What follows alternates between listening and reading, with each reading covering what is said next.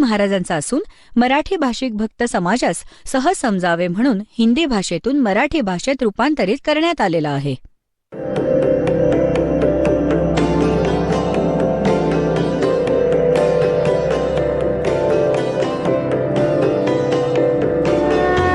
और ज्ञान सब ज्ञान डी कबीर ज्ञान सो ज्ञान और जैसे घोड़ा तोब कायम करता चले मैदान.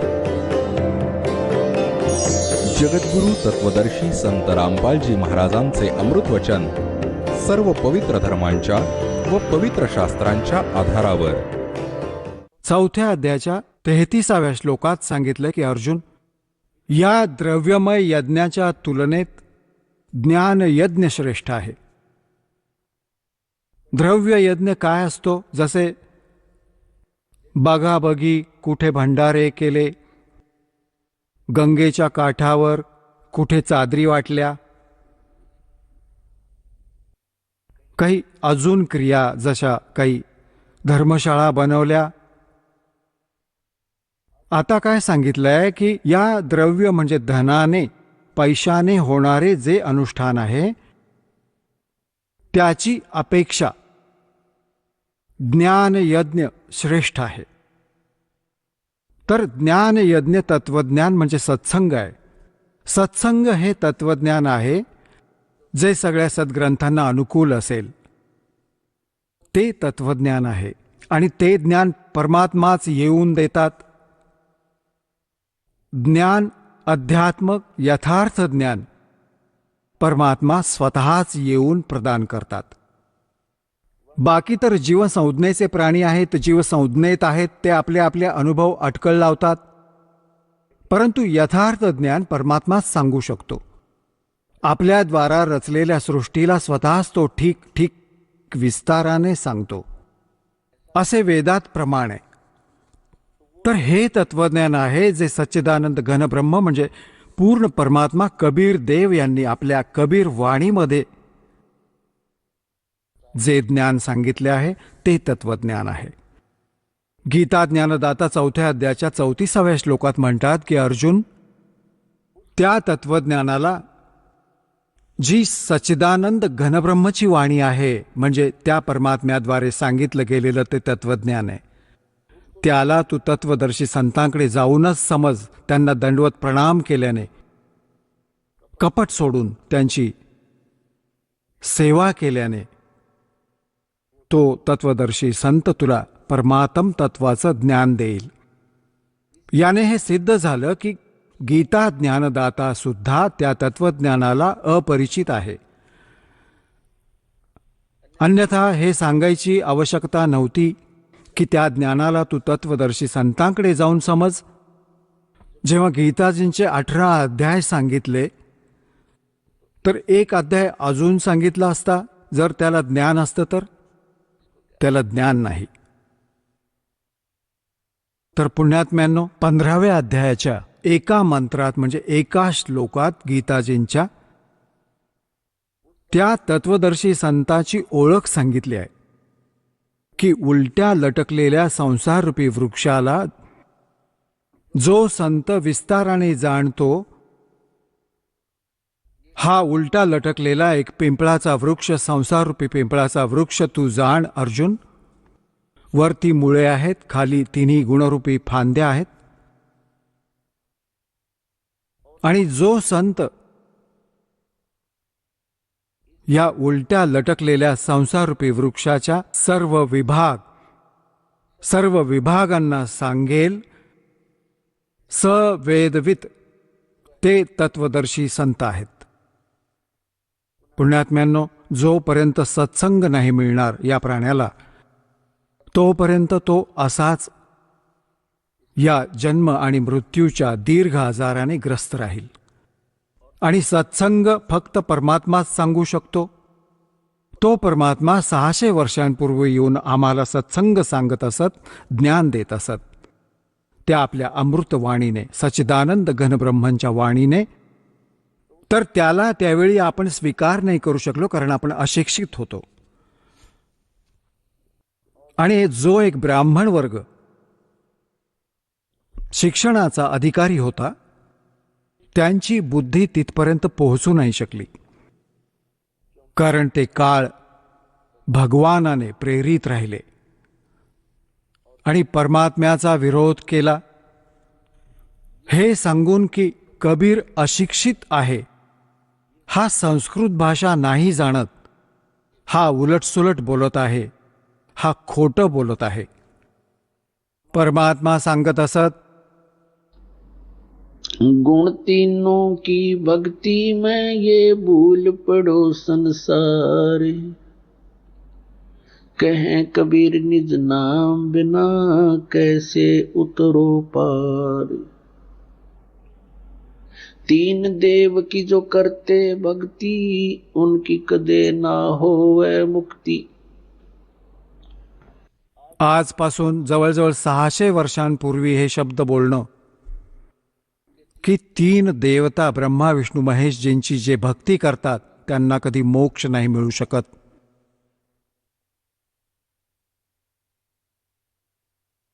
पुण्यात्म्यांनो, 600 वर्षांपूर्वी ही गोष्ट सांगणं आपल्या मृत्यूला आमंत्रण देण्यासारखं होतं. आपल्या मृत्यूला निमंत्रण होतं, परंतु ते तर अविनाशी होते, ते तर परमात्मा होते आणि त्यांनी त्यावेळी हे शब्द बोलले होते. आणि असा घोर विरोध केला होता त्या मालकांच्या. त्या लीलांना जो वाचतो डोळ्यातील अश्रू नाही संपत. असेही जुलूम केले होते त्या परमपित्यावर, आमच्या भगवान, आमच्या पित्यावर. आता जे विरोध करत होते ती पण त्यांचीच मुले, ब्राह्मण, काजी मुल्ला, त्याच परमात्म्याची मुलं आहेत. त्या परमेश्वराने कोणाला पण शाप नाही दिले, नाहीतर ती समर्थ शक्ती एका क्षणात जर या दुसऱ्या जे आम्हाला ते आमचे पिता नसते तर त्यांना खूप काही शिक्षा दिली असती, अशी दिली असती की विचारू नका. जसे एका वेळेस गोरखनाथांच्या बरोबर चेष्टा केली कोणीतरी आणि त्याला इतका राग आला, जी मंडळी होती त्यांच्याबरोबर 400-500 होती, त्यांनी एक शब्द उच्चारला की उभे आहात तर दगड बनतील, आणि बसले आहेत ते सिद्ध. उभे जास्त होते, बसलेले थोडे, तर उभे जितके जितके उभे होते ते सगळे दगडाची मूर्ती बनले. हे तर समर्थ आहेत, काही पण करू शकत होते. परंतु आपला पिता आपल्या मुलांचं अहित नाही करू शकत, जरी त्याने त्याला काही पण किती पण दुःखी करू दे. यामुळे त्या परमेश्वराने कोणालाही शाप नाही दिला, कोणताही शाप नाही दिला, कारण ते समर्थ होते. त्यांना माहीत आहे की ही माझीच मुलं आहेत. काळाची भांग पिऊन माझे शत्रू बनलेत. त्याने आपल्या समर्थतेचे प्रमाण दिले. या सत्कर्माच्या कारणाने त्या परमात्म्याला कोरड्या खोल विहिरीत टाकलं. एक खूप पहिल्यांदा 200 फूट खाली खोल पाणी असायचं विहिरीत, आणि कोरडी विहीर ती होती जी खालून ज्याचं पाणी संपलं होतं असं आणि खूप खोल होत असे. त्यात टाकून दिलं. वरून झाड, फांद्या काटेदार, काठ्या, गोटे, खडे, दगड, वाळूने भरले. एका शेख तकी नावाच्या एका दुष्कर्मी व्यक्तीने, तो मुसलमान होता, मुसलमान राजा, दिल्लीचा बादशहा सिकंदर लोधी होता, आणि शेख तकी त्याचा धार्मिक पीर होता, सिकंदर लोधी राजाचा. मुसलमानांना एकत्र करत होता, राजाच्या समोर घोषणा द्यायला लावायचा राजा लोकांना बघून घाबरून जात होता आणि ते मनमानी सजा देत होते कबीर परमात्म्यांना. विहिरीत टाकलं, भरून टाकलं पूर्ण. आणि काही वेळानंतर गेले ते सिकंदर लोधीच्याकडे. परमात्मा कबीर देवजी राजाच्या जवळ त्याच्या महालात एका खोलीत विराजमान दिसले. कारण की ते समर्थ आहेत, ते पूर्ण ब्रह्म आहेत, ते समर्थ आहेत. परंतु त्यांच्या लीलांना पाहिलं जातं, वाचतो तर अंगावर काटा येतो. आमचे पिता आमच्या हितासाठी आले होते, आपण त्यांचे शत्रू बनलो. तर त्यावेळी आपण अशिक्षित होतो. आता परमात्म्याने सर्वात आधी ही दया केली, आम्हाला शिक्षित केलं. पुण्यात्म्यांनो, 5500 वर्ष तर कलियुग संपलं. आणि त्याच्या आधी गेली किती वेळ, 3 युग गेली. केवळ एक ब्राह्मण वर्गच शिक्षणाचा अधिकारी होता आणि कोणी शिक्षण ग्रहण नव्हतं करत. कारण हे शिक्षण चांगलं नाहीये, हे बेईमान बनवतं प्राण्याला. ही पाप करायला पण कसरत नाही ही व्यक्ती. हे शिक्षण गेले ब्राह्मण समाजात. या शिक्षणाला त्यांनी रोजीरोटीचा धंदाच बनवला आणि पापाचे भागीदार बनू लागले. आता शिक्षण आले सर्व समाजात. किती चतुर बनलो आपण. आपण भले वरून कितीही चांगले दिसलो, सुंदर कपडे घालून, मोठा बंगला, कार घेऊन, आतून किती पोकळ पोकळ झालो होतो आपण. आमचे विचार ते नाही राहिले जे आमच्या आजोबा पणजोबांचे आपण पाहिले होते.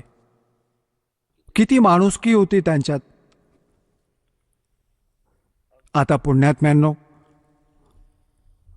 आपण जसे वर्तमानाच्या मानवाशी पण आपला संबंध आलाय आणि आजपासून 55 वर्ष 50 वर्ष पूर्वी जेव्हा आम्ही काही जाणण्यायोग्य झालो, ती वेळ पण आम्ही पाहिली आहे. त्यावेळी व आजमध्ये दिवस रात्रीचं अंतर झालं. इतकं पतन झालं आमच्या मानसिकतेमध्ये, आमच्या शिष्टाचारात. याचं कारण हे शिक्षणच आहे. तुम्ही ऑफिसमध्ये जाता, कोणत्याही कार्यालयात, तिथे पण माणसं आहेत. बाहेर रांगेत उभा आहे तो पण मनुष्य आहे. कोणती दयाधर्माची गोष्ट नाही उरली. खात रहा धक्के, लोळण घेऊन विनंती करा त्यांच्यासमोर. दया राहिली नाही. 10 रुपये दिले तर काम करतो, नाहीतर खा धक्के. तर हा अपमान सहन करणं आम्हाला कोणी शिकवलं? या शिक्षणाने शिकवलं. आणि काय करतो त्या पैशाचं आपण? घर बनवतो, बंगला बनवतो, कार खरेदी करतो आणि परत घरात कोणती ना कोणती अशी समस्या, कोणती दुर्घटना घडते, कोणता आजार जडतो. त्या सर्व पैशाला परत आपण असेच, तो पैसा तर राहत नाही, व्यर्थ होऊन जातो. घर बनवलं, मृत्यू झाला. तुम्ही गाढव बनून कुंभाराच्या घरी माती वाहत आहात आणि घर इथे उभं आहे. चाट त्या घराला.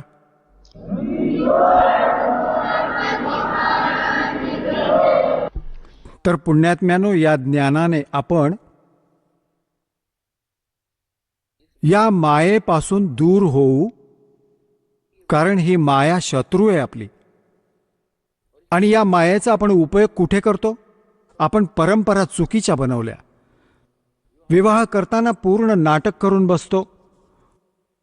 माहीत नाही कोणकोणत्या प्रकारे आपण आपल्या या क्रियांना, ज्या साध्या पद्धतीने करायला हव्या होत्या, त्याला नाटक बनवतो. विवाह करतो, मुलाकडचे आनंद साजरा करतात, मुलीचा विवाह होतो, डीजे वाजवतात. अरे, लग्न 2 मुलांचं होणार आहे आणि परमात्म्याने करून ठेवलेलं असतं. कारण संयोग भगवानच जोडून पाठवतो, जीव नाही जोडू शकत. ही चूक आहे त्याची. तर आपल्या साध्याशा पद्धतीने लग्न करा मुलांचं. नातंच तर जोडायचंय, वचनानं जोडलं जातं. ठीक आहे, आम्हाला तुमचा मुलगा पसंत आहे, ते सांगतात आम्हाला तुमची मुलगी पसंत आहे, 2 मुलांचा विवाह मान्य झाला. झालं लग्न, यात किती वेळ लागतो. आता आपण पाहिलं,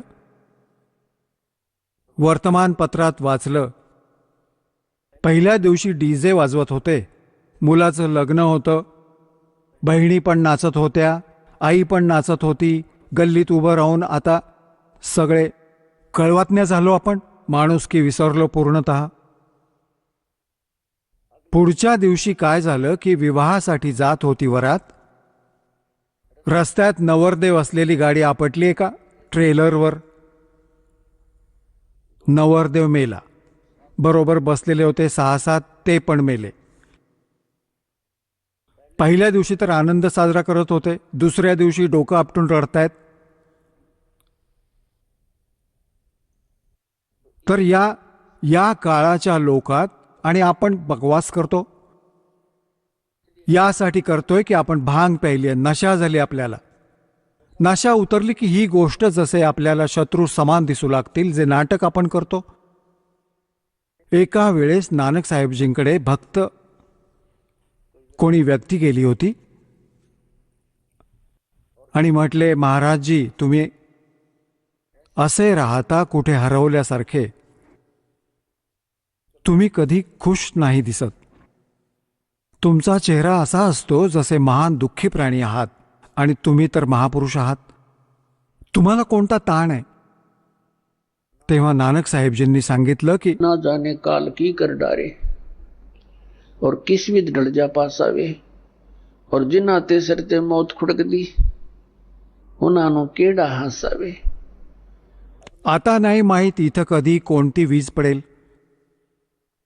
एका सेकंदाचा भरवसा नाही, एका सेकंदाचा. आणि तरी पण आपण इथे खूप खुश होतो. तर हे आपल्या या अज्ञानाचंच कारण आहे. आणि ही भांग जी आपण प्यायलोय मायेची, याचा प्रभाव आहे. हे सत्संगाने, परमात्म्याच्या भक्तीने, हे अँटीबायोटिक आहे. या भांगेची नशा पूर्ण उतरून जाईल. ही उतरल्यानंतर तुम्ही पहा किती तुमचं वजन हलकं होईल. तुमची रुची नाही राहणार नाटक सिनेमा बघायची. तुम्ही विचार कराल की आपण काय वेळ वाया घालवला. एकतर मालकाची चर्चा चालेल, किंवा सत्संग ऐकण्याचं मन करेल, किंवा मग सकाळ संध्याकाळ दुपारची कामं, आणि मग मंत्र दिवसा. इतके व्यस्त वेळापत्रक होईल तुमचं, बकवास करण्यासाठी वेळच मिळणार नाही. आणि कधी वेळ मिळाला तर आवड नाही बनणार, कारण आत्मा स्वीकार करणार नाही. खूप दिवस झाले अशी बकवास करून, याने काही पण हाती नाही लागलं.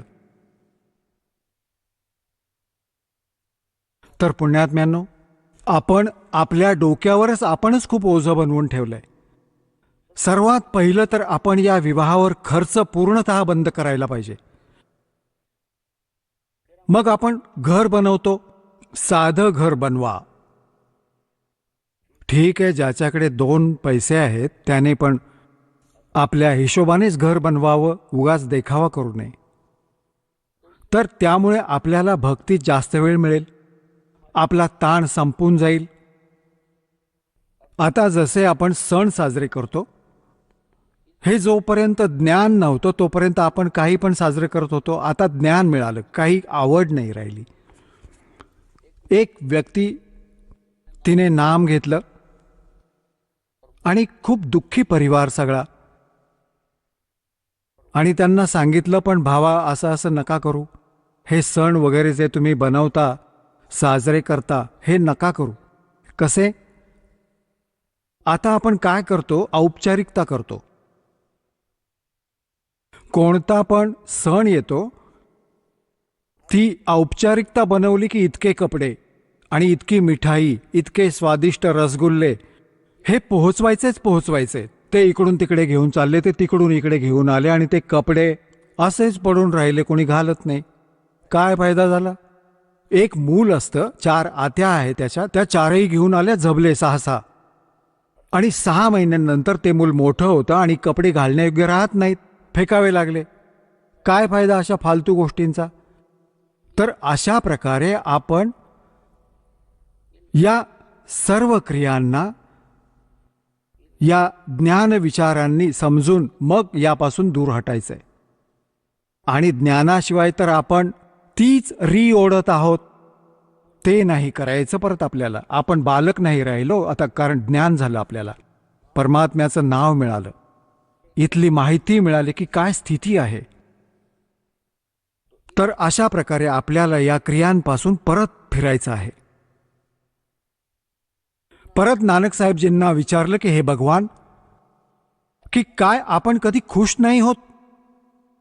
तेव्हा त्यांनी सांगितलं की साध मिले साढ़े साधी होंदी और बिछड़ द्या दिलगिरी वे, अख दे नानक सुनो जहाना मुश्किल हाल फकीरी वे. साध मिले साढ़े साधी होंदी. भक्तांशी आमची भेट होते. माझी मुले जे माझे शिष्य आहेत ते माझ्याकडे येतात सत्संगाच्या वेळी, तर मला विशेष आनंद होतो. आमच्यासाठी हे लग्न, हा विवाह आहे आमचा. आत्म्याचा विवाह परमात्म्याशी होतो. कहते साध मिले साढ़े साधी होंदी और बिछड़ द्या दिलगिरी वे. जेव्हा हे इथून सत्संग ऐकून जातात तर मला परत उदास वाटू लागतं. का उदास वाटतं? कारण ही मुले परमात्म्याचे हंस या ज्ञानाने काहीसे परिचित झाले आहेत. आता हे जात आहेत त्या लोकांमध्ये जे परमात्म्याच्या ज्ञानाने अपरिचित आहेत. आणि कुठे ही मुले आपला नियमभंग करून आणि त्या लोकांच्या विचारांना ऐकून आपली दिशा न बदलत, हे नामापासून वंचित न होत, आणि जेव्हा ते परत येतात जसेच्या तसे, तेव्हा मला आनंद होतो की माझ्या पिकात कीड नाही लागली. तर सांगतात, साध मिले साढ़े साधी होंदी और बिछुड़ जा दिलगिरी वे, अख दे नानक सुनो जहाना या मुश्किल हाल फकीरी वे. ही भक्ती खूप कठीण बनवली या अज्ञानी संत आणि महंत आचार्य व शंकराचार्यांनी. परमात्म्यापासून दूर केले आम्हाला. तत्वज्ञान राहिले नाही, सद्ग्रंथातील ज्ञान आमच्यापर्यंत पोहोचले नाही. लोकवेद बनवून आम्हाला अशा दंतकथा ऐकवल्या ज्यांचा काही शेंडा बोडखा काही नाही. तर पुण्यात्म्यांनो, जर तुम्ही आनंद साजरा कराल त्या दिवसाला साजरे करा ज्या दिवशी तुम्हाला नाम मिळालं. कबीर साहेब सांगतात, जिस दिन सतगुरु भेंटिया सो दिन लेख जान और बाकी जन्म गंवा दिया बिना गुरु के नाम. ज्या दिवशी तुम्हाला उपदेश मिळाला, तुमचं ते जीवन मनुष्याचं त्या दिवसापासून जन्म झाला समजा. त्याआधी तुमचं मनुष्य जीवन नव्हतं, परंतु शरीर निस्संदेह मनुष्याचं होतं. जा दिन सतगुरु भेंटिए सो दिन लेख जान, बाकी समय व्यर्थ गया तेरा बिना गुरु के नाम. तर पुण्यात्म्यांनो, परमात्म्याच्या कृपेने आपल्याला हा सत्संग मिळालाय. तर सगळ्यात पहिल्यांदा परमात्म्याला आम्हाला शिक्षण द्यायला लागलं, आणि त्या शिक्षणाशिवाय आपण भगवानांना ओळखू शकलो नव्हतो. त्यांना माहीत होतं की हे खूप बिघडतील, शिक्षण होताच हे खूप हवेत उडतील.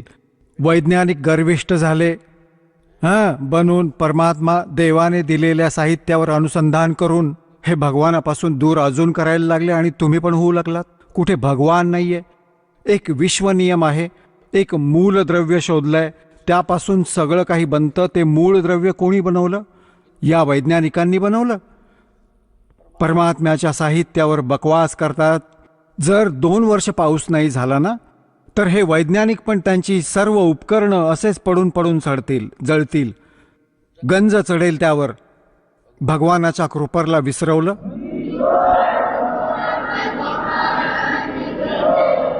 भगवानांपासून खूप दूर केलं आम्हाला. आणि काय बनवलं यांनी? परमाणु बॉम्ब बनवला आपला नाश करायला. अरे हे काय अजब झालं. आणि पुण्यात्म्यांनो, हे इंटरनेट आणि हे प्रोजेक्टर, टेलिव्हिजन, हे परमात्म्यानं दिलेलं ज्ञान आहे, जीवस्तराचं नाहीये की कोणाकडून काही चूक होईल की मनुष्य बनवेल अशा वस्तू. परमात्मा कबीरजींनी त्यांना बुद्धी देऊन हे बनवलंय. आणि कशासाठी? आजच्या दिवसासाठी, या वेळेसाठी, की एका जागेवर माझं ज्ञान चालू राहील, करोडो मुलं माझं एका वेळेला ऐकू शकतील आणि प्रत्यक्ष प्रमाण बघू शकतील. प्रोजेक्टर बनवले, दास इथे दाखवतो, तिथे बसून आपण प्रमाण बघत आहात, टी व्हीवर बघत आहात, घरोघरी बसून परमात्मा संदेश पाठवतायत. परमात्म्याला माहीत होते, कारण काळाने म्हटले होते. परमात्मा कबीरजींना प्रार्थना केली होती, चलाखी करून की 3 युगात कमी जीव घेऊन जावेत. और चौथा युग जब कलयुग आवे तब तो शरण जीव बहु जावे. ऐसा वचन हर मोय दीजे तब तुम गवन संसार ही कीजे. परमात्म्याचे पाय पकडून वचनबद्ध करून घेतले होते की 3 युगात जीव कमी घेऊन जावेत परत. और चौथा युग जब कलयुग आवे तब तो शरण जीव बहु जावे. मग किती पण घेऊन जा जास्त जीव चौथ्या युगात. तेव्हा परमात्म्याने म्हटलं होतं, ठीक आहे, मी वचनबद्ध झालो आणि चौथ्या युगात कलियुगात जीव घेऊन जाईल. तेव्हा पाहिलं ना, वचनबद्ध होऊन त्याच वेळी डोळे फिरवले भस्मासुराप्रमाणे आणि सांगू लागला, निसंशय कलियुगात तुम्ही या. कलियुगामध्ये असे करीन या प्राण्यांना की हे भक्तियोग्य नाही राहणार. यांचा इतका मलिन आत्मा करीन आणि मंदिर, मस्जिद आणि छोट्या या तीर्थांवर, यांच्यावर, धामांवर आश्रित करून टाकीन आणि देवी देवतांच्या पूजेवर यांना आरूढ करीन. तुमची कोणतीही गोष्ट ऐकणार नाहीत. आणि या निसंशय म्हटलं होतं, जोग जीत जाओ संसारा जीव न माने कहा तुम्हारा. जीव तुम्हारा कहा न माने हमारी ओढ हो बाद बखाणे. असे उलटे पाठ शिकवीन, आपले खोटे दूत पाठवून की तुमच्याबरोबर तुमचीच मुले वादविवाद करतील माझ्याकडे, माझ्या पक्षात होऊन. जसे परमात्मा 600 वर्ष पहिले आले होते. त्यावेळी ते का आले होते? याकरता आले होते की या कलियुगात माझी मुले मला ओळखतील. ते लीला करून निघून गेले जे भगवान करत असतात. आता त्या भगवानाला ओळखण्यासाठी आपल्याला खूप सोपं झालंय. जर 600 वर्षांपूर्वी परमात्मा नसते आले तर आपण कसं ओळखलं असतं परमात्मा कोण आहे? भगवान जी लीला करत असतात ती प्रत्येक युगात अशीच करतात आणि या लीलांचं प्रमाण आमच्या सद्ग्रंथात मिळतं. पवित्र 4ही वेदात परमेश्वराच्या त्या महिमेचं गुणगान आहे जे भगवान करत असतात. त्या लीला कोणी केल्या? ते 600 वर्ष पहिले बनारसमध्ये, काशी शहरात, भारतवर्षाच्या या पवित्र धर्तीवर आले होते. विणकराच्या रूपात, धानक रूपात आले होते. 120 वर्ष ते कबीर परमात्मा त्यांनी या लीला केल्या ज्या वेदात प्रमाण आहेत ज्यांचे. Who is God? Kabir is God. परमात्मा कोण आहे? कबीर साहेब परमात्मा आहेत. आणि परमेश्वराने 600 वर्षांपूर्वी सांगितलं होतं, वेद मेरा भेद है मैं ना वेदन के माही और जौन वेद से मैं मिलूं ये वेद जानते नाही. परमात्म्याने सांगितले होते की हे 4ही वेद माझे भेद म्हणजे माझ्या महिम्याचे गुणगानच करतायत. परंतु या 4ही वेदांमध्ये वर्णित विधीने माझी प्राप्ती नाही होऊ शकत. सतलोक प्राप्ती नाही होऊ शकत. अमरलोक प्राप्ती नाही होऊ शकत. यात पूजेचा विधी नाहीये ज्याने सतलोकात जाऊ शकू आपण. तर त्याची पूर्ती करण्यासाठी परमात्मा स्वतः येतात प्रत्येक युगात आणि आपल्या मुखकमलातून वाणी बोलतात. चारों युग में संत पुकारे कूक कहा हम हेल रे. हीरे माणिक मोती बरसे ये जग चुभता ढेल रे. कबीर परमात्मा सांगतात, 4ही युगात माझे संत पुकारतात ज्यांना परमात्मा मिळाला. सतलोकात घेऊन गेले, त्यांना परत पृथ्वीवर आपले साक्षीदार बनवून सोडले, तर त्यांनी डोळ्यांनी पाहिलेले ते भगवानांचे वर्णन केले, त्यांची महिमा सांगितली. त्याविषयी परमात्मा सांगतात, चारों युग में संत पुकारे, कूक कहा हम हेल रे, हीरे माणिक मोती बरसें, ये जग चुगता ढेल रे. चारही युगात माझ्या संतांनी हेच गुणगान केले, डोळ्यांनी पाहिलेले मला. आणि मी पण येऊन मोठ्या चढत्या स्वरात कुठे पण उभे राहून मदाऱ्याप्रमाणे एक तारी हातात घेऊन आपल्या पवित्र वाणीने, अमृतवाणीने आपला ज्ञान वर्षाव करू लागले. आणि हेच मार्ग होते. शेकडो व्यक्ती एकत्र होत होते, परमात्म्याच्या त्या अमृतवाणीला ऐकून गदगद होत होते. परमात्म्याच्या मुखातून बोललेली वाणी जितके पण तिथे उपस्थित लोक ऐकत होते, त्यांच्या खूपशा पापांचा तिथे नाश होत होता. म्हणजे ते आपल्या मुलांना पुन्हा एकदा भक्तीने परिपूर्ण करण्यासाठी येत असतात, कारण की यांच्यात पुन्हा एकदा आस्था भगवानांची बनून राहील. आणि काळ ही इच्छा करतो की हे नास्तिक होऊ देत, यांना कोणताही आध्यात्मिक लाभ न होवो अशा भक्तीची विधी तयार करून दिली, प्रवेश करून दिला जगात.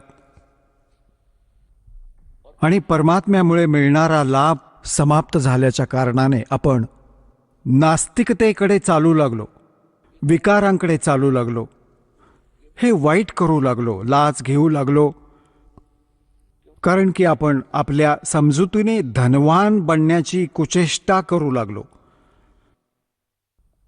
आणि ज्याचा परिणाम हा निघाला, आपण नास्तिक होऊ लागलोत आणि दुप्पट दुःखी झालो. जसे कोणी व्यक्ती 2 नंबरचे पैसे जमवते, कोणी भेसळ करतो, कोणी लाच घेतो, किंवा कोणी कोणाला धोका देऊन पैसे जमवतो, तर त्याचे हे त्याच्यासाठी विषाचं काम करतील.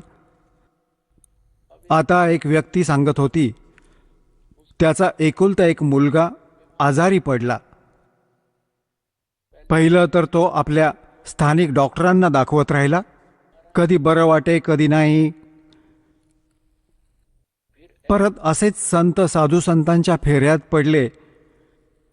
मग शेवटी जेव्हा बिलकुल तो असाच मरणाच्या जवळ पोहोचला, मरू लागला, तर त्याला परत PGIला घेऊन गेले. तिथे ऑल इंडिया इन्स्टिट्यूट दिल्लीला घेऊन गेले. त्याची दोन्ही मूत्रपिंड निकामी झाली होती. मूत्रपिंडांची शस्त्रक्रिया झाली, कोणा नातेवाईकाने दिली होती त्याला.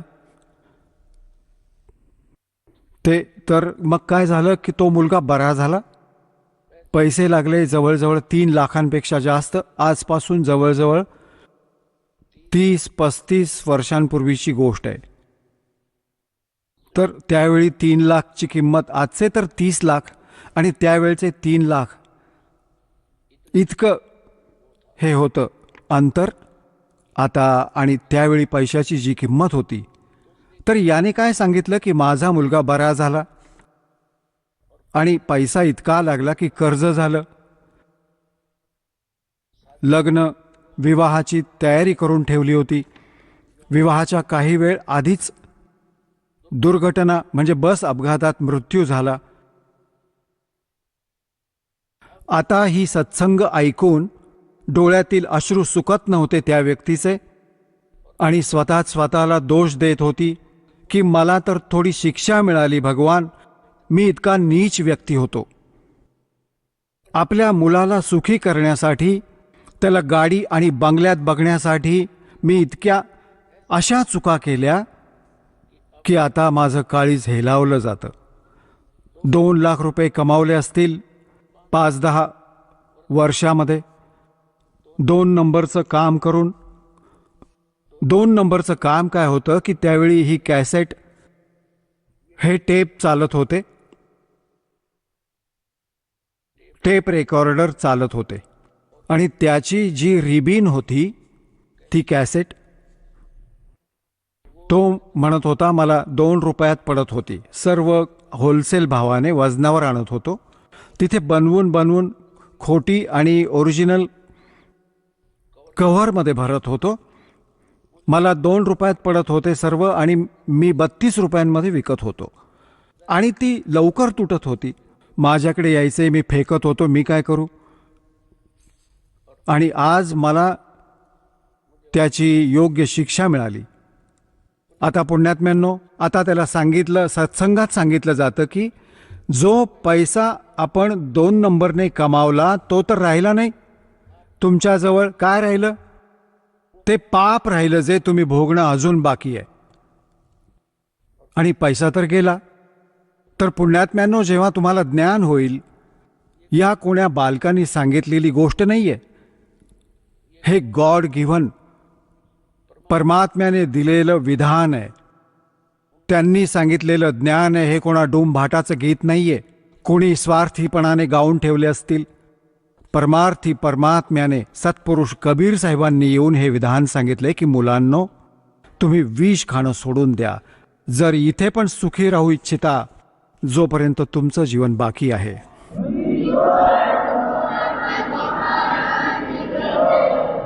आणि अज्ञानी मुले चुका करतात. जर समजदार झाले ना, मग त्यांना हात नाही लावू शकत. जसं छोटासा मुलगा सापाला पण पकडतो आणि त्याला तो चावतो, तो मरून जातो. त्याला ज्ञान नाही की किती भयंकर जनावर आहे. आणि जेव्हा तो मोठा होतो, त्याला त्या जनावराबद्दल माहिती होते की हा तर मोठा भयंकर आहे, याच्या जवळ पण नाही गेलं पाहिजे. तर मग तो दुरूनच सापाला बघून पळून जातो दूर. दुसऱ्यांना पण सांगेल की इकडे नका जाऊ, साप आहे, साप आहे. आणि पहिले तो रांगत सरपटत त्याला पकडायचा, कारण त्याला माहीत नाही, ज्ञान नाही. ज्ञानाशिवाय भीती नाही वाटत. तर तत्वज्ञानाने आपल्याला भीती वाटेल. की परत त्याबद्दल सांगितलंय, जैसे किरका जहर का रंग होरी हो, कहो कौन तिस खावे राम रंग होरी हो. जसं विषाचा म्हणजे जहरचा एक कण पण पडला असेल कुठेही आणि हे माहीत होईल की हा कण विषाचा आहे, तर त्या कणाला पण कोण खाणार? कण, छोटासा कण. आणि इथे आपण बाटलीच्या बाटली पितो विषाची, म्हणजे काहीही असू दे, काहीच वाटत नाही. सांगा, कोणत्याही क्षेत्रात बघा हाहाकार माजलाय. कोणत्याही क्षेत्रात जाऊन बघा, माणसाला संतोष राहिला नाही. तर इथे परत माहीत होईल, जैसे किरका जहर का रंग होरी हो, कहो कौन तिस खावे राम रंग होरी हो.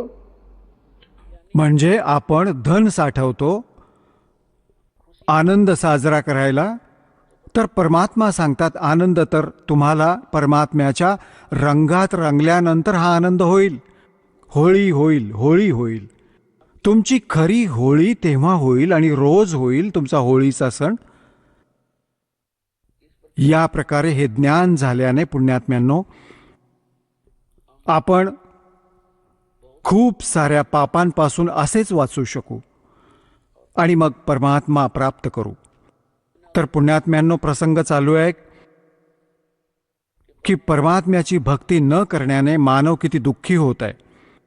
श्रीमद भगवद्गीता अध्याय नंबर 4 श्लोक नंबर 32 मध्ये सांगितलंय की त्या सच्चिदानंद घनब्रह्मने आपल्या मुखकमलातून जे ज्ञान दिलं आहे ते तत्वज्ञान आहे. ते तत्वज्ञान आहे ज्यामुळे आपला मोक्ष होईल. सगळ्या कर्मबंधनातून मुक्त व्हाल. आणि त्या तत्वज्ञानाला मी नाही जाणत. गीता ज्ञानदात्याने सांगितलं की तत्वदर्शी संतांना विचार, ते सांगतील. याने तर आपले हात झटकले आणि 18 अध्याय पण बोलले, गोष्ट तिथली तिथे सोडली. मग त्या तत्वदर्शी संताची ओळख सांगितली आहे गीताध्याय नंबर 15 श्लोक नंबर 1 मध्ये श्रीमद भगवद्गीतेमध्ये, की उलट्या लटकलेल्या संसाररूपी वृक्षाला हा संसाररूपी उलटा लटकलेला वृक्ष जाण. वरती जी मुळे आहेत तो पूर्ण परमात्मा समजा, परमाक्षर ब्रह्म, सत्पुरुष. आणि वरचे लोक जिथे ते मालक राहतात तो अमरलोक आहे. ते सगळे मिळून अमरलोक आहे तो. परंतु त्याचे 4 विभाग आहेत. एक सतलोक आहे, दुसरा अलख लोक आहे, मग अगम लोक आहे आणि चौथा परत अकह लोक, अनामी लोक आहे. ते सर्व अमर क्षेत्र आहे, ते शाश्वत स्थान आहे ते. आणि त्याला सांगतात खाली वरती मुळे, खाली तिन्ही गुणरूपी शाखा, रजगुण ब्रह्मा, सतगुण विष्णू, तमगुण शिवजी रूपी शाखा आहेत. आता गीता ज्ञानदात्याने तर फक्त एवढंच सांगितलंय, वरती तर मूळ आहे त्याची आणि खाली तिन्ही गुणरूपी शाखा आहेत. बाकी सगळं सोडून दिलं. परत सांगितलं की जो या संसाररूपी वृक्षाचे सगळे विभाग सांगेल, स वेदवित, तो तत्वदर्शी संत आहे. पुण्यात्म्यांनो, 600 वर्षांपूर्वी परमेश्वर आले होते हे तत्वज्ञान सांगण्यासाठी. त्यावेळी त्यांनी काय सांगितलं होतं? अक्षर पुरुष एक पेड़ है, सरपुरुष वा की डार, और तीनों देवा शाखा है ये पात रूप संसार. आपल्या द्वारे रचलेल्या सृष्टीला रचणाराच सांगू शकतो. आणि परमात्म्याने हे पण सांगितले होते, गुण तीनों की भक्ति में ये भूल पड़ो संसार, कहें कबीर निज नाम बिना कैसे उतरो पार. तीन देव की जो करते भक्ति, उनकी कबू ना होवे मुक्ति. आता ते सांगत होते सच्चाई, आणि आम्हाला लागली कडवी. आम्ही आपल्या पित्याचे शत्रू झालो, त्यांच्यापासून विमुख झालो, आणि ज्याच्यामुळे आपण आजपर्यंत धक्के इथेच खात आहोत. तर पुण्यात्म्यांनो, ज्या ज्ञानाला ना तर गीता ज्ञानदाता जाणत, आणि ते ज्ञान परमात्म्याने 600 वर्षांपूर्वी कबीरजींनी बोलून आपल्या अमृतवाणीमध्ये लिहून ठेवलंय, ज्यांना ते अशिक्षित म्हणत होते, तर पुण्यात्म्यांनो, ही पण एक विशेष कृपा दात्याची, कारण तो तर परमात्मा आहे. आणि परमात्म्याची कोणती पण जी क्रिया आहे, कोणते पण जे कार्य आहे, त्यात कोणतीही त्रुटी नाही असू शकत. तर त्यावेळी तो दाता ब्राह्मण वर्गात आला असता आणि थोडंफार काही संस्कृत पण शिकला असता, ज्ञान हेच सांगितलं असतं, तर आपण हे नसतं मानलं की हे भगवान होते. आपण तर विचार केला, यांना लक्षात आलं असेल आणि ब्राह्मणांना समजलं नसेल, हे भगवान नाहीयेत. आता स्पष्ट झालं, जो अशिक्षित अक्षरज्ञान जाणत नाही आणि ते ज्ञान सांगत आहे जे आमच्या वेद, आमच्या पुराणात लिहिलेलं आहे. आणि हे आमचे धर्मगुरू आचार्य शंकराचार्य, ब्राह्मण, ऋषी, महर्षी, संत आणि महंत, यांना कख नाही माहिती पुराण, वेद आणि गीतेचं. तर who is God? Kabir is God.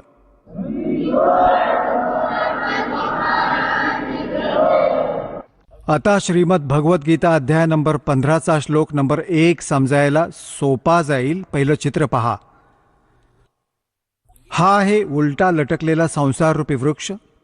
ऊर्ध्वमूलम अधशाखम अश्वत्थम प्राहु अव्ययम छंदांसी यस्य पर्णानी. पर्णानी म्हणजे पानं. छंदांसी यस्य पर्णानी यत्तमवेद स वेदवित. ही पहा श्रीमद भगवत गीता, गीता प्रेस गोरखपूरहून प्रकाशित आहे. जयदयाळ गोयंदका याचे अनुवादक आहेत. अध्याय नंबर 15चा हा पंचदशोध्याय 15वा अध्याय आहे आणि पहिला मंत्र आहे ऊर्ध्वमूलम. हा पहिला मंत्र आहे. ऊर्ध्वमूलम अधशाखम अश्वत्थम प्राहु अव्ययम छंदांसी यस्य पर्णानी यह तमवेद सह वेदवित. वेद म्हणजे जाणणे पण होते. वेद हे चारही वेदांचे पण बोधक आहे. ऊर्ध्वम म्हणजे वरती, मूलम म्हणजे मूळ, आणि अध म्हणजे खाली, शाखा. अश्वत्थम प्राहु अव्ययम हे संसाररूपी पिंपळाचं झाड अविनाशी म्हटलं गेलं आहे. छंदांसी म्हणजे याचे सर्व विभाग. छंद याची पानं, पर्णानी याची पानं, हे जे आहेत ते पाने, त्याचे असे विभाग आहेत. य तम वेद, या सर्वांना जो जाणतो, स वेदवित, ते वेदाच्या तात्पर्याला जाणणारे असतात. हे वाचूया. आदी पुरुष परमेश्वर मूळवाले. इथं लिहायचं होतं आदी पुरुष परमेश्वर म्हणजे पूर्ण परमात्मा रूपी वरती मुळं असलेले, ऊर्ध्व म्हणजे वरती, अधः शाखम असायला हवं होतं. खाली शाखावाला हे ब्रह्मरूप मुख्य शाखावाले चुकीचं लिहिलंय. कारण हे पहा, हे 2 नंबर श्लोक नंबर 2 मध्ये 2 वेळा अध शब्द आहे. अध. आणि याचा अनुवाद याच इंग्रजांनी केलाय. जणू अध म्हणजे खाली, अध म्हणजे खाली. इथं विसरले, हे इथे केलं कल्याण आपलं. इथं लिहायचं होतं खाली शाखम, पूर्णतः सरळ, ऊर्ध्व मूलम, वरती मुळवाला आणि खाली शाखावाला. हा या संसार रूपी पिंपळाच्या वृक्षाला अविनाशी म्हणतात. वेद ज्याची पानं सांगितली गेली आहेत. छंद म्हणजे वेद लिहिलंय, ही पहा अक्कल यांची. छंदांचे म्हणजे विभाग आहेत, ज्याची ही पानं वगैरे. आणि या सर्वांना, या संसाररूपी वृक्षाला जो पुरुष मुळासकट म्हणजे मुळांपासून पानांपर्यंत ज्याला तत्वाने जाणतो, तो स वेदवित. संस्कृत पण वाचा. ही काही लांबलचक गोष्ट नाही की आपण आधी कधी लक्ष दिलं नव्हतं याच्याकडे. स म्हणजे तो, वेदवित म्हणजे वेदांच्या तात्पर्याला जाणणारा, म्हणजे तत्वदर्शी संत आहे तो, जो याचे सर्व विभाग जाणतो. तर कोण आहे तो? कोणी सांगितलं हे ज्ञान? कबीर परमेश्वराने 600 वर्षांपूर्वी आणि रामानंदजींना जेव्हा त्या 4ही वेदांचा ज्ञाता मानलं जात होतं, महर्षी रामानंदजी, आणि पुराणांना कंठस्थ पाठ करून ठेवलं होतं. बाल ब्रह्मचारी आणि 104 वर्षांचा झाला होता ओजी वाहता वाहता. जेव्हा परमात्मा भेटले होते आणि सतलोक दाखवून परत सोडलं होतं आपल्या स्थितीला, परिचित करून तेव्हा सांगितलं होतं, तुम साहेब तुम संत हो, तुम सतगुरु तुम हंस, गरीब दास तेरे रूप बिना और न दूजा अंश. तुम्ही साहेब, तुम्ही संत आहात. तुम्ही साहेब म्हणजे परमात्मा आहात आणि तुम्हीच वास्तवात जे तुमच्यात गुण आहेत, एक संत, तुम्हीच ते संत आहात आणि तुम्हीच सद्गुरू आहात. सतगुरू म्हणजे सत्य ज्ञान देणारा. तर आता पहा, हा उलटा लटकलेला संसाररूपी वृक्ष आहे. परमात्म्याने सांगितले होते, अक्षर पुरुष एक वृक्ष आहे जो जमिनीच्या बाहेर दिसतो, तो भाग त्याला वृक्ष म्हणतात, म्हटलं जातं. हे जाणून घ्या, एक वृक्ष आहे आणि हे खोड हा अक्षर पुरुष आहे, त्याला परब्रह्म पण म्हणतात. इतका भाग समजा या संसाररूपी वृक्षाचा. आणि यातून एक मोठी फांदी निघाली आहे, तो क्षरपुरुष आहे. हा अक्षरपुरुष, हा क्षरपुरुष, हा क्षरपुरुष इतका हा. याच्या मग 3 शाखा होतात. ये तीनों देवा शाखा हैं भाई, पाते रूप संसार. अक्षर पुरुष एक पेड़ है, निरंजन वाकी डारे. क्षरपुरुषाला निरंजन पण म्हणतात, ज्योती निरंजन, काळ. क्षरब्रह्म पण म्हणतात त्याला, क्षरपुरुष पण, कालब्रह्म पण. ही तर फांदी आहे. और तीनों देवा शाखा हैं भाई, पाते रूप संसार. ही अमृतवाणी परमात्म्याची. कबीर अक्षर पुरुष एक पेड़ है, निरंजन कहो, सरपुरुष कहो, वाकी डार, और तीनों देवा शाखा हैं ये पात रूप संसार. आता पुण्यात्म्यांनो, परमात्मा म्हणत असतात 3 देवांची जो करेल भक्ती, म्हणजे भक्तीचा अर्थ होतो इष्ट रूपात मानून त्यांच्यावर आश्रित होणं. त्यांच्या व्यतिरिक्त अजून कोणाची पूजा नाही करत, म्हणजे इष्ट रूपात मानून जी साधना केली जाते त्याचे आपण भक्त म्हणवले जातो. तर काय सांगतात? तीनों गुण की भक्ति में ये भूल पड़ो संसार, और कह कबीर निज नाम बिना तुम कैसे उतरो पार. आता परत बघा, गीताध्याय नंबर 15चा श्लोक नंबर 2,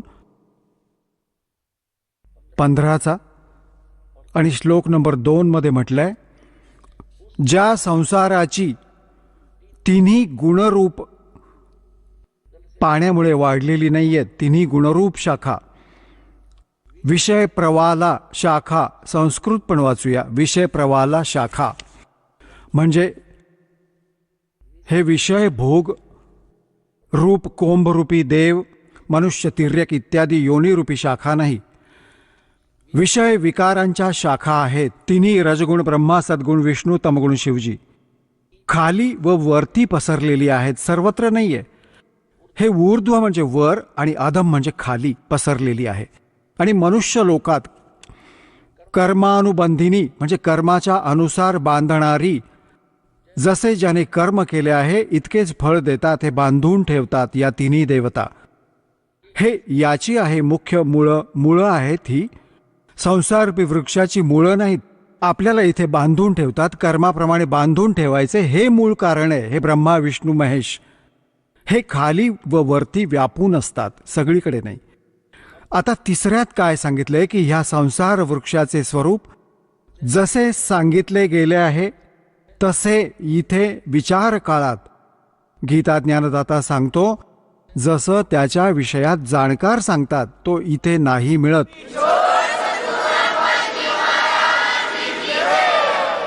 चला आता आपण त्या श्रद्धाळूंचे अनुभव जाणून घेऊयात, ज्यांनी जगद्गुरू तत्वदर्शी संत रामपालजी महाराजांकडून दीक्षा प्राप्त केलेली आहे, तसेच त्यांच्याद्वारा सांगितलेल्या भक्ती मार्गावर चालत आहेत. नमस्कार. सतसाहेब. आपलं नाव? सुखुबाई काकासाहेब जाधव. आपण कुठून आलात? मुद्दलवाडी, पैठण तहसील, जिल्हा औरंगाबाद, महाराष्ट्र. आपला व्यवसाय काय आहे? शासकीय मुलांच्या वसतिगृहामध्ये स्वयंपाकी म्हणून काम करते. संत रामपालजी महाराजांची गुरुदीक्षा आपण कधी घेतली? 26 एप्रिल 2016. संत रामपालजी महाराजांच्या शरणात येण्या अगोदर आपण व आपला परिवार कोणती भक्ती साधना करत होतात? देवी देवतांची भक्ती साधना करत होतो. पैठणला राहत होतो, तर तिथं सगळे लोक गंगा स्नानाला जात होते. सकाळी काकड्याला त्यांच्याबरोबर मी गंगा स्नानाला जायचे, काकड आरतीला जायचे सकाळी त्यांच्याबरोबर. परत तिथं पारायण होत होते ज्ञानेश्वर महाराजांचे, तर ते पारायणला बसत होते. परत सोमवारी आणि शिवरात्रीला शिवलेलं अमृत वाचायचं. वारीला पण जात होतो, पंढरपूरला, पैठणला पण वारीला.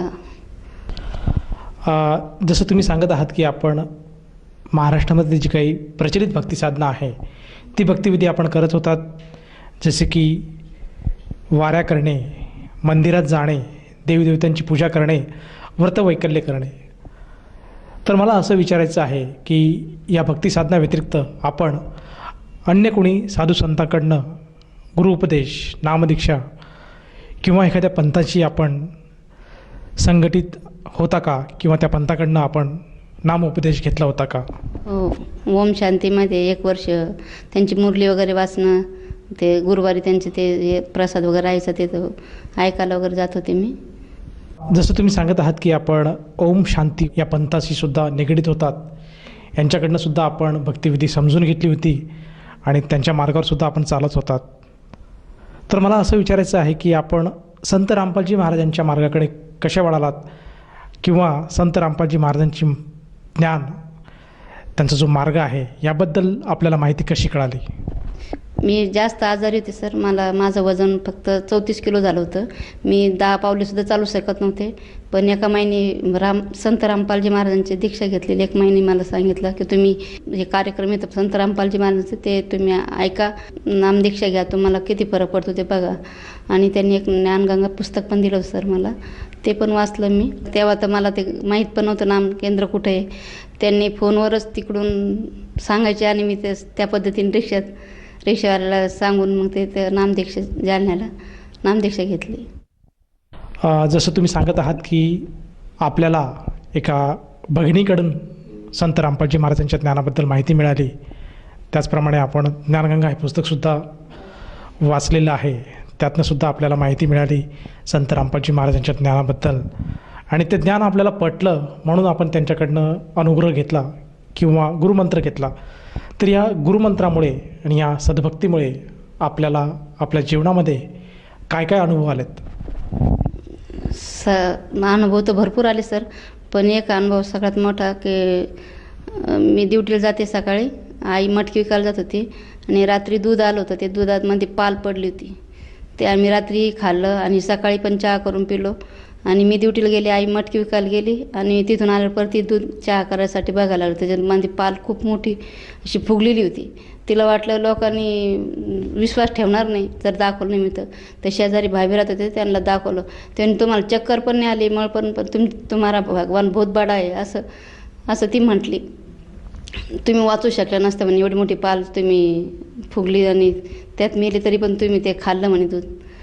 आणि दुसरा अनुभव असा आहे की सकाळी मला 4 वाजता स्वप्न पडलं. एक बुरख्यावाला माणूस माझा हात धरून ओढत होता. मी म्हटलं नाही, मला नाही यायचं म्हणे. नाही तुम्हाला यावंच लागेल. आणि परत म्हणजे मी सकाळी स्वप्न पडलं, लगेच उठून बसले मी. त्यांनी हात ओढल्यानंतर दुपारी मी एक मोठ्या खड्ड्यामध्ये 7 ते 8 फूट खड्ड्यामध्ये खाली पडले.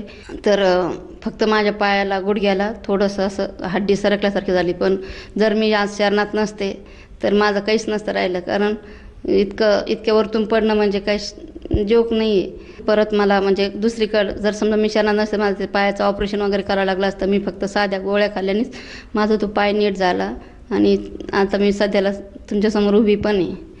या व्यतिरिक्त आपल्याला आणखीन काही लाभ किंवा अनुभव आलेत का? हो सर, मला स्वतःचं घर झालं. आता चांगलं घर परमात्माने दिलं आणि घरात कलश राहायचा. मुलगा पण आता चांगला राहायला लागला. तो पण खूप दारू पिऊन म्हणजे हे करायचा, घरामध्ये कलश करायचा. सून पण मुलीचं पण थोडंसं हे चालू होतं. पण परमात्माच्या शरणात आल्या, संत रामपालजी महाराजांच्या शरणात आल्यामुळे हे कलशसुद्धा माझे कमी झाले सर. जसं तुम्ही सांगत आहात की संत रामपालजी महाराजांकडनं सद्भक्ती घेतल्यानंतर, सतमंत्र घेतल्यानंतर आज आपल्या जीवनामध्ये बरेचसे अनुभव आले आहेत. दुर्घटना आपल्याला होणार होतात, त्यातनं आज संत रामपालजी महाराजांच्या दयेने आज आपण सुखरूप बाहेर आलेले आहात. तर ह्या अनुषंगाने आपण आपल्यासारख्या जे अन्य काही आपल्या सहकारी मित्रपरिवार आहे, त्याचप्रमाणे जे काही आपले आप्तेष्ट आहे, जे नातलग आहे आणि जो समाज बांधव, जो श्रद्धाळू वर्ग आज आपल्याला टी व्ही चॅनलच्या माध्यमातून बघत आहेत, या सर्वांसाठी आपण काय संदेश द्याल? मी तर संदेश नाही देऊ कसं, पण प्रार्थना करते की या सद्भक्तीमध्ये संत रामपालजी महाराजांकडून नामदीक्षा घेऊन माझं जसं कल्याण झालं तसं सगळ्यांचं कल्याण व्हावं. त्यांनी पण नामदीक्षा घ्यावी आणि स्वतःचं कल्याण करून घ्यावं. जसं आपण सांगत आहात की आज संत रामपालजी महाराज हे सद्भक्ती देत आहे आणि या सद्भक्तीमुळे मानवाला आपल्या आयुष्यामध्ये जे काही संकट आहेत, जी काही वाईट परिस्थिती आहे, त्यातनं तो बाहेर येऊ शकतो आणि मोक्षाच्या मार्गाला तो लागू शकतो. तर ह्या अनुषंगाने जर एखाद्या साधकाला जाणवलं की आपणसुद्धा संत रामपालजी महाराजांची नामदीक्षा घ्यायला हवी, तर ती व्यक्ती सद्गुरू संत रामपालजी महाराजांची नामदीक्षा कशी घेऊ शकेल? अनेक टी व्ही चॅनलवर संत रामपालजी महाराजांचे सत्संग येतात. यूट्यूब चॅनलवर पण सत्संग असतात संत रामपालजी महाराजांचे. त्याच्या खाली एक पट्टी चालते, त्याच्यावर नंबर असते. त्या नंबरवरून कॉल करून ते ज्या ठिकाणी असेल त्या ठिकाणी त्यांना नामदीक्षा घेता येईल.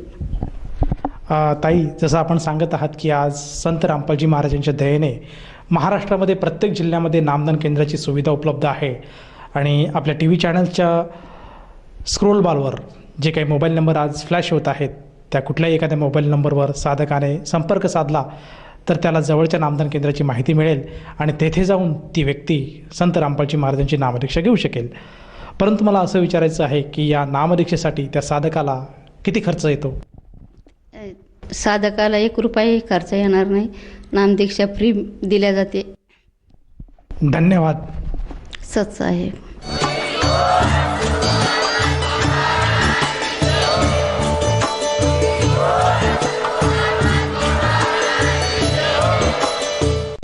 आपण ऐकत होता जगद्गुरु तत्वदर्शी संत रामपालजी महाराजांचे मंगल प्रवचन.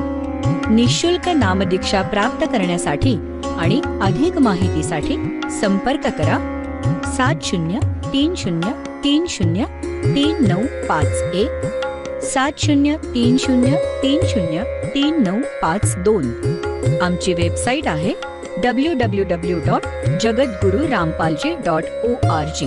सर्व पवित्र धर्मांच्या व पवित्र शास्त्रांवर आधारित प्रमाणित अनमोल पुस्तक ज्ञानगंगा किंवा जगण्याचा मार्ग यापैकी कोणतेही एक पुस्तक निःशुल्क मागवण्यासाठी आम्हाला आपले पूर्ण नाव, पूर्ण पत्ता, पिनकोड सहित आणि फोन नंबर लिहून 7030303951 7030303952 नंबरवर SMS करू शकता किंवा आम्हाला 70